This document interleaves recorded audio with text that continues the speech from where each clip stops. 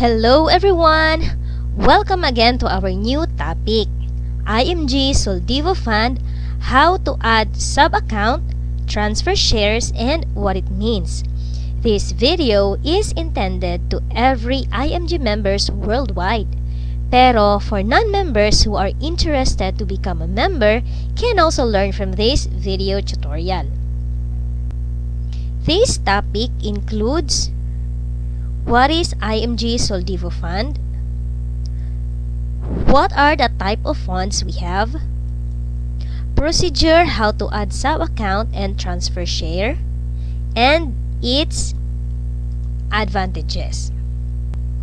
Bakit nga ba binigyan tayo ni IMG ng ganitong benefit? At papaano ba nito makakatulong sa pamilya, sa sarili, at sa ibang tao?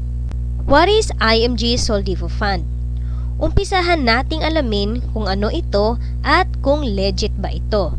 Importanteng alam natin ito dahil para maliwanagan ka at para ma-share mo din sa iba.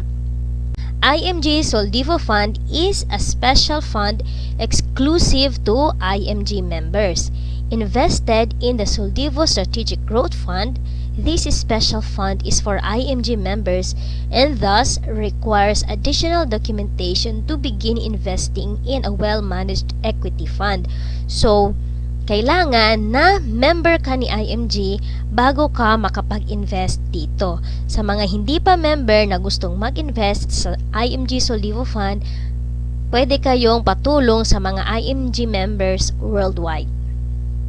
Para sa legalities nito, IMG is registered in the Insurance Commission as insurance broker with the registration number IB09-2019-R. And ang offer ni IMG is for financial education. And ang RAM for Financials is also registered in Securities and Exchange Commission o SEC as Investment Company Advisor as its primary license and its secondary license as Mutual Fund Distributor. Madaming investment companies na registered sa SEC ngunit walang secondary license to collect funds or investments kaya madami ang nai-scam. Importanteng may secondary permit ang isang investment company upang secured ang pera mo. IMG as a school offers financial education at isa sa mga topics nito ay ang mutual fund investing. Dahil hindi investment company si IMG at walang secondary license to collect investments, kaya kung IMG member ka at gusto mo nang mag-execute o mag-invest sa Soldivo Fund, RAM for Financials handles the financial execution side as IMG's corporate partner or provider for investment. Kaya naman, during financial webinars or financial training ay lagi naming sinasabing, IMG does not sell mutual funds. All mutual funds are sold by RAM for Financials. Kaya meron tayo nitong exclusive benefit na ito because we do massive financial literacy campaign in connection to our mission, 30 million financially educated families by the year 2030.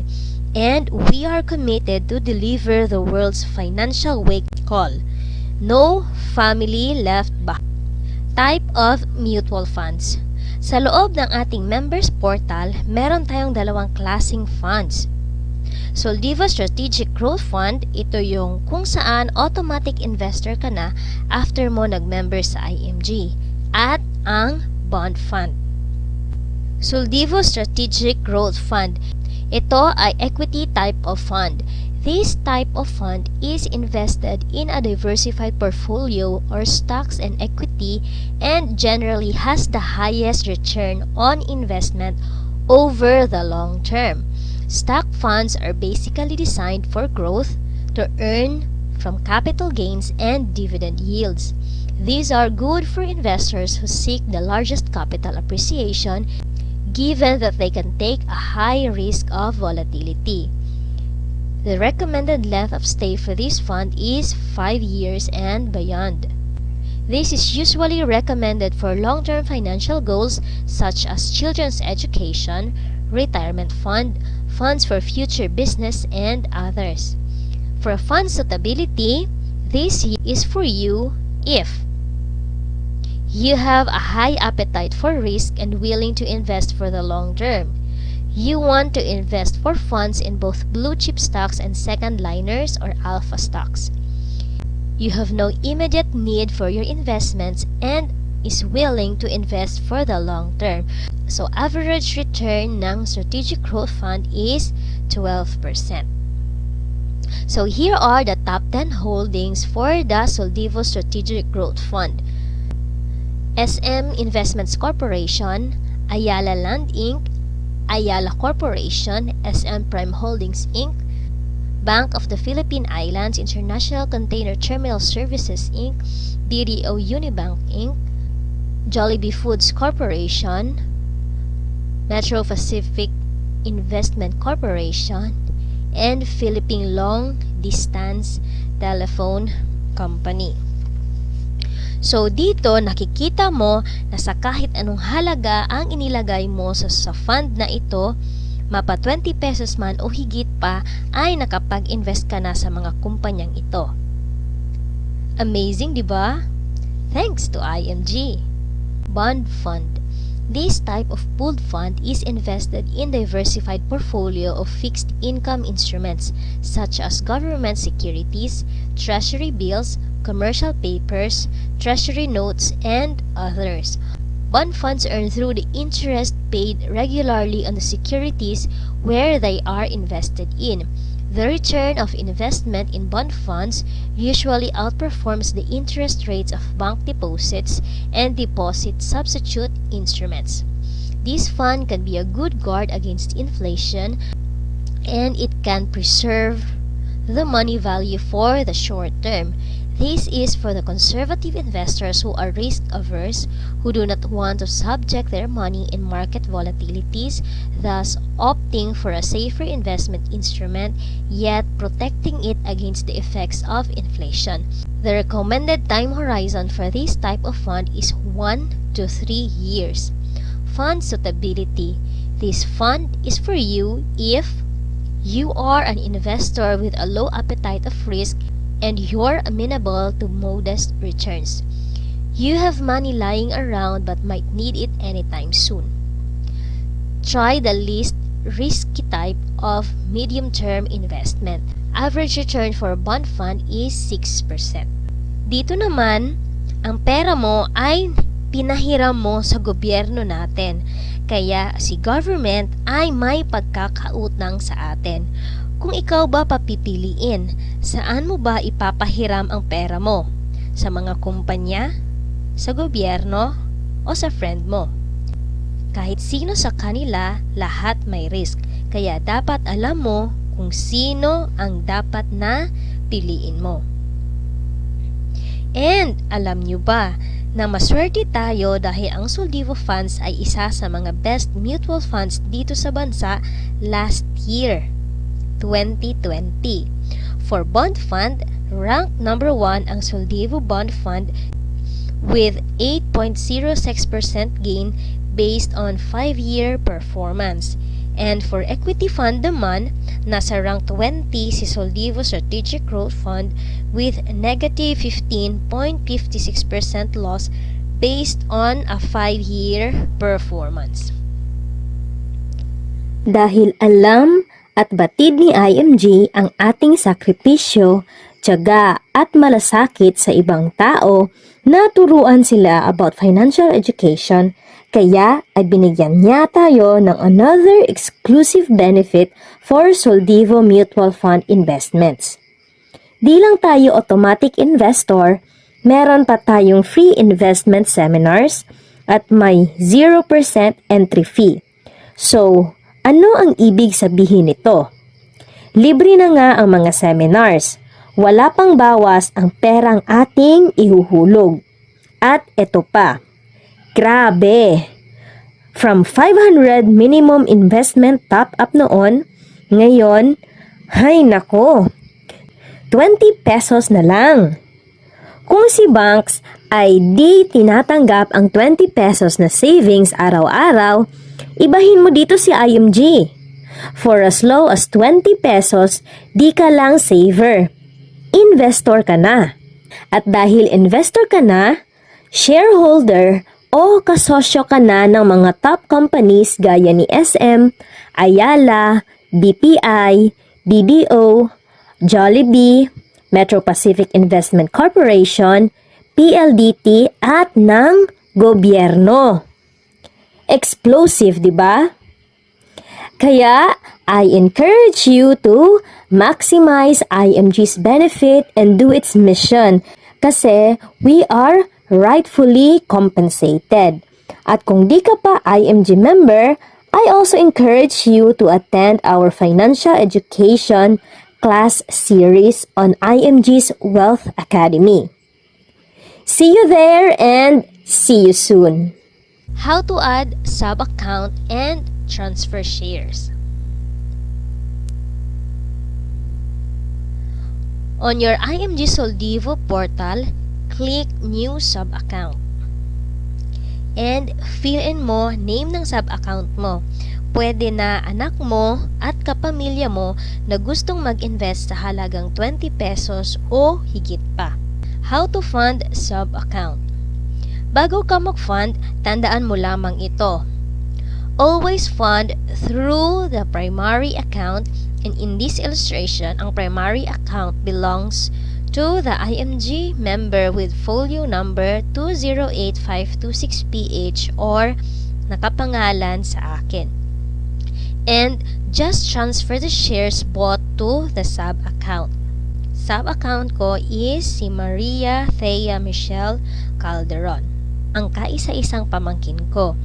Kahit na investor na siya 2 years ago sa FAMI at Soldivo din, pero I added her as sub-account para sa mga separate financial goals niya gaya ng traveling abroad. There are several ways to fund your account, but in this video, i-highlight ko lang ang another exclusive benefit natin with Palawan Express Pera Padala. With them kasi, mas madali, convenient at mabilis mabuo ang transactions mo. To fund the sub-account using Palawan Bills Payment Facility, fill out a send money form as you could see in this video and then give it to the teller. Your receipt should match the details you provided earlier. Take note lang po, this type of transaction is only for Soldivo Strategic Growth Fund. If nais mong mag-fund sa bond fund, need mo na dumaan sa kiosk 2 at i-follow ang instruction na isinaad doon. And in less than a day, may marireceive kang email from IMG confirming your payment made through Palawan Express. Kung mahilig kang mag-observe, madediscover mo na payment made through Palawan ay the same with payments made through ePay and other digital payment facility. O diba? Bongga ang partnership ni Palawan Express at IMG. After 3 to 5 working days, antayin lang sa portal na mag-reflect na ang transaction na ginawa mo. As you can see, makikita mo sa portal mo ang detalye ng ginawa mong transaction. With it, ang nabili na shares sa 20 pesos ni sub-account ay 27 shares. Ang laki, di ba? Oo, kasi dahil sale pa din ang market at ang NAVs that day, action na ginawa mo. As you can see, makikita sa portal mo ang detalye ng ginawa mong transaction. With it, ang nabili na shares sa 20 pesos ni sub-account ay 27. Ang laki, di ba? Oo, kasi dahil sale pa din ang market at ang NAVs that day na nag-book siya ay 0.7437 pa. So, to finally transfer shares to sub-account, ilagay mo lang 27 kasi 27 shares ang nabili niya. And click mo na ang update sub-account. So, ito na ang final result. Congratulations! Investor na ang anak mo o ang kapamilya mo. Sa halagang 20 pesos ay di lang sila saver, investor na din sila. What does it mean? Or ano nga ba ang implications nito o may advantages ba ito sa atin o sa mga sub-account natin? In this section, I will only emphasize factors such as cost of waiting, wealth formula, and investment projection as part of financial concept na itinuturo ni IMG as primary determinants in understanding saving and investing. And also na rin kung bakit lahat tayo importante na makapag-save, invest, and protect money in the future para makarating na tayo sa financial independence. Cost of waiting. Time is money. The sooner you save, the better for your future. Procrastination is the enemy of saving. When people are young, they delay saving because they think that they have a lot of time. Sa nakikita nyo, may dalawang tao. Sila ay kambal na ating papangalanan na Mr. Save Early and Mr. Save Later.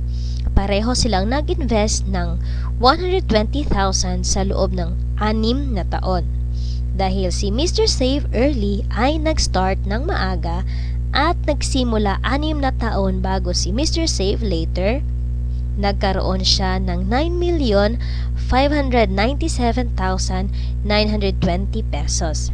Samantalang si Mr. Save Later naman, dahil di sumabay sa kakambal niya at nag-delay ng 6 na taon, nagkaroon lamang siya ng 4,862,610 pesos pag-abot nila pareho sa edad na 62. Si Mr. Save Early ay nakasave ng mahigit 4,735,320 kesa sa kakambal na si Mr. Save Later. Matapos mo ang section na ito ay may dalawang option ka. Option 1, sacrifice now and enjoy later. Or option 2, enjoy now and suffer later. Anuman ang piliin mong desisyon today ay may malubhang epekto sa buhay mo in the future. Kaya payo ko sa iyo, do something today that your future self will thank for. Wealth formula. Sa formulang ito, lalaki ang value ng pera mo kung yung mga positives ay mas mataas kesa sa mga negatives. Kung kabaliktaran naman ang mangyari na mas mataas ang mga minuses kaysa sa pluses, walang mangyayari sa pera at malamang na magkautang ka pa. Kailangan alam natin saan natin ilalagay ang pera natin at sa kung papaanong paraan lalago ito. Kaya kailangan alam natin na working hard is not enough. You need to work smart. You must learn how to earn, save, and invest. Kaya habang maaga at malakas ka pa at di pa sakitin, dapat malaman mo na working hard is not enough. Marami sa atin ang matyaga, masipag at madiskarte pagdating sa trabaho, ngunit bakit wala pa ring asenso? O di man lang makausad sa pamumuhay? You need to work smart. Masipag nga pero di naman masinop at madiskarte sa pinagpagurang pera kaya wala pa ring pagbabago. Alamin mo na dapat mo matutong mag-earn, tapos mag-save at invest. Kaya dito sa IMG tinuturuan tayo nito para sa tamang paghawak at pagpapalago ng pera natin. Alam mo ba na money is the best employee? It works 24 hours a day, 7 days a week, and even on holiday. Money does not get sick and don't have family, kaya walang absences and walang sick leaves. Investment projection. Investment projection. Sa susunod na mga slides, ipapakita ko sa inyo ang kahihinatnan ng investment mo sa loob ng 1 hanggang 20 taon. Para sa inyong kaalaman, ginamit ko ang Wealth Calculator application na pwede niyong ma-download sa Google Play Store. Money Cost Averaging Method. A constant amount is invested at a specific time interval, does not guarantee profit or prevent loss in a declining market. So, kailangan lang na mag-invest tayo every month or sa parehong interval pwede. Okay, so nakikita nyo sa table na ito, from 1 month to month 6, nagtabi siya or nag-invest siya ng the same amount. 100 pesos. So, total contribution niya is 600 pesos. So, nakikita nyo din na sa price per share, nag-iba-iba or ang price per share. So, sa month 1, 100. Sa month 2, 50. Month 3, 25. Month 4, 20. Month 5, 25. And month 6, 60. So, average price per share is 270 divided by 6 kasi 6 months. So, 45 ang average price per share. So, sa number of shares naman, you need to divide the monthly contribution to the price per share. So, 100 divided by 100 na price per share is equal to 1 share. Month 2, 100 divided by 50. So, you have 2 shares. Sa month 3, 100 divided by 25. So, you have 4 shares. And then, 100 on the 4th month, 100 price per share is 20. So, you have 5 shares on month 4. Month 5, 100 divided by 25 is equal to 4. And on month 6, 100 divided by price per share na 50 is you have 2 shares for month 6. So, total number of shares is 18. Para maintindihan mo ano ang peso cost averaging method, so 18 shares times 50 na last price, this is on month 6. So total value ng pera mo after 6 months is 900. So from total contribution mo na 600, so meron kang gain na 300 pesos after 6 months, or that is 50% over 6 months. So, importante na mag-money cost averaging method tayo. Rule of 72. This is the power of compounding interest. No? This is the time when your money doubles. Okay, so take note of this formula. 72 divided by interest rate is equals to the number of years for your money to double. So let's take for example, interest rate for banks is 1%. So years to double, 72 years. So for time deposit at 4%, years to double is 18 years. And for mutual fund and stock investments, 12%, years to double is 6 years. So, kung alam mo kung papaano at kailan dodoble ang pera mo ng mas maaga dahil sa formula na ito. Investment projection. Sa susunod na mga slides, ipapakita ko sa inyo ang kahihinatnan ng investment mo sa loob ng 1 hanggang 20 taon. Para sa inyong kaalaman, ginamit ko ang Wealth Calculator application na pwede niyong ma-download sa Google Play Store.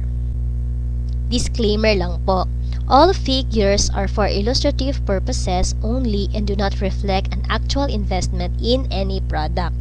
Total contributions and total accumulation are graphically illustrated. The assumed rates of return used are for comparative purposes only. They do not reflect the performance, risk, expenses, or changes associated with any actual investment. Investment performance will fluctuate and is not guaranteed. Past performance is not an indication for future performance.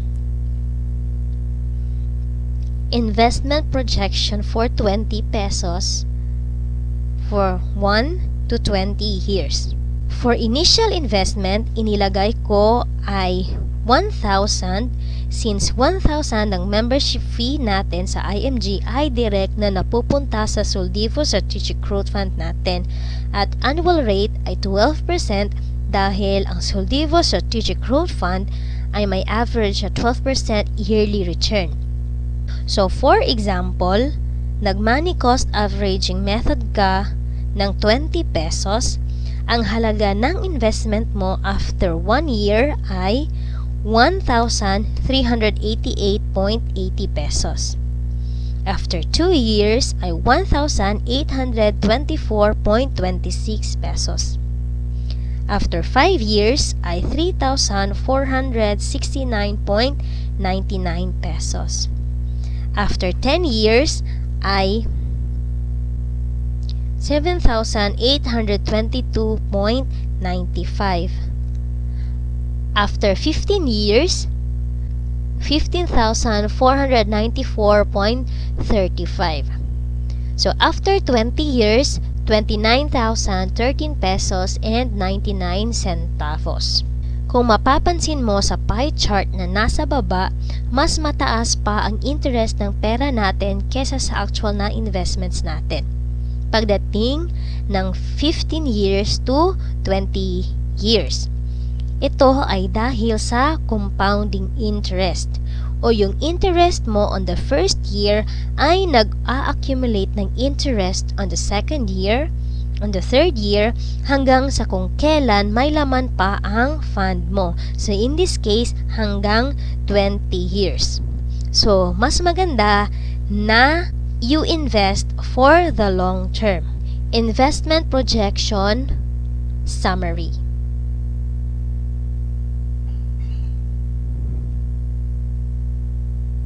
Investment projection for 50 pesos for 1 to 20 years. For example, nag-money cost averaging method ka ng 50 pesos. Ang halaga ng investment mo after 1 year ay 1,792,000. After 2 years, 2,679.04 pesos. After 5 years, 6,031 pesos and 46 centavos. After 10 years, 14,898.60 pesos. After 15 years, 30,525.53 pesos. After 20 years, 58,065 pesos and 53 centavos.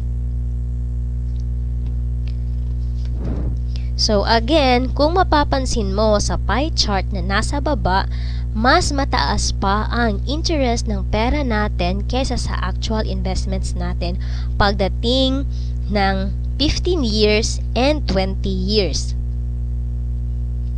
Ito ay dahil sa compounding interest o yung interest mo on the first year ay nag-a-accumulate ng interest on the second year, on the third year, and hanggang 20 years o kung kailan may fund pa ang pera mo o kung kailan may laman pa ang fund mo.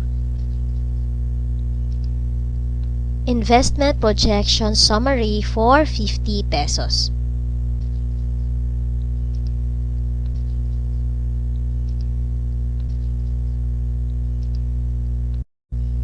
Investment projection for 100 pesos 1 to 20 years.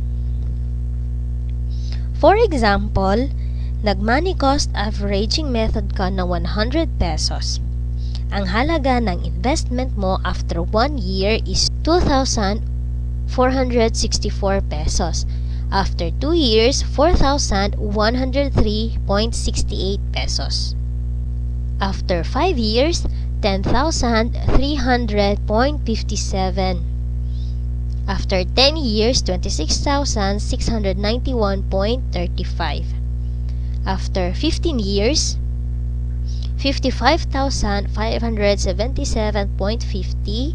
After 20 years, 106,484.78.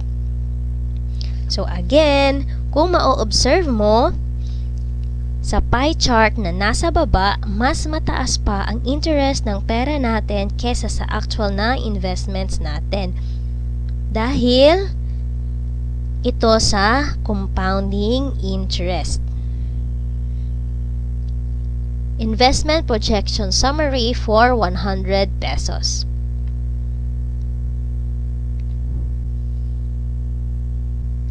Investment projection for 500 pesos 1 to 20 years. For example, nag-money cost averaging ka ng 500 pesos, ang halaga ng investment mo after 1 year ay 7,840 pesos. After 2 years, 15,500.80. After 5 years, 44,453.48. After 10 years, 121,033 pesos point 35 centavos. After 15 years, 255,993.25. After 20 years, 493,838.71. So again, kung ma-observe mo sa pie chart na nasa baba, mas mataas pa yung total interest kesa sa total investment dahil yan sa compounding interest o yung passive income na nag-accumulate every year. So investment projection summary for 500 pesos.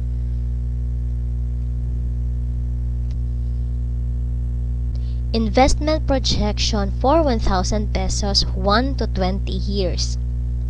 For example, ng money cost averaging ka ng 1,000, ang halaga ng investment mo after 1 year is 14,560.88 pesos. After 2 years, 29,747.20 pesos. After 5 years, 87,144.61. After 10 years, 238,960.85. After 15 years, 506,512.93. After 20 years, 978,031 pesos point 12 centavos on the 20th year.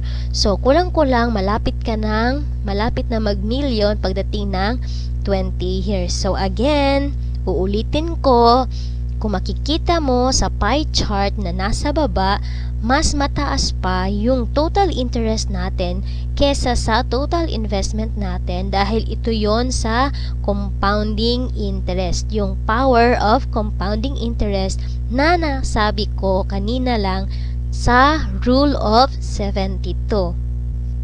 Investment projection summary for 1,000 pesos.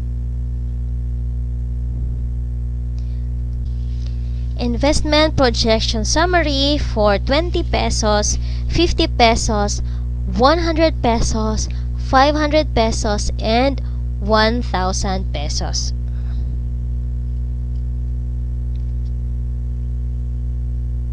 So, ito naman yung graphical chart for investment projection summary for 20 pesos, 50 pesos, 100 pesos, 500 pesos, and 1,000 pesos. So, ito na. Nakita mo na ang tindi pala na magagawa ng investing sa atin at sa sub-account natin. Ito ang nagagawa ng tamang financial education at financial execution. Kaya mainam na simulan mo ng maaga at ihabit mo na ito. Magdisiplina sa sarili at humingi ng gabay sa mga taong makakatulong sa atin. Ang paggamit ng tama sa benefit na ito ay magiging malaking tulong sa atin at sa mga sub-account natin dahil kapag na-educate na sila at nag-execute ng maaga, Ang mga short-term goals nila gaya na lamang ng pagbili ng bagong gadget, damit, at pati na ang pang-birthday party ay pwede nang paghandaan niya at pwede mo nang pag-ipunan ng di masakit sa bulsa. For long-term goals naman gaya ng educational fund, travel fund o kaya business fund ay kaya na din ito lalo pat pwede mo ma-monitor ang fund mo anytime, anywhere. Tandaan, lahat ng ito ay numero lamang hanggang sa ikaw ay mag-execute. Building wealth takes time. There is no overnight success or shortcut to success. Huwag kang maniniwala sa get-rich-quick schemes. Kunting paalaala lamang para sa iyo at sa sub-account mo na una, start young or start early and start now. Huwag sayangin ang pera, panahon at sakripisyo. Number 2, make time for savings. Kung pwede mong maitabi agad ang piso o kaya coins na meron ka, itabi mo at i-prioritize mo ang savings para sa sarili at sa pamilya. Number 3, learn to invest. Sayang ang ipon kung di tama ang paraan at pagkakalagyan ng ipon.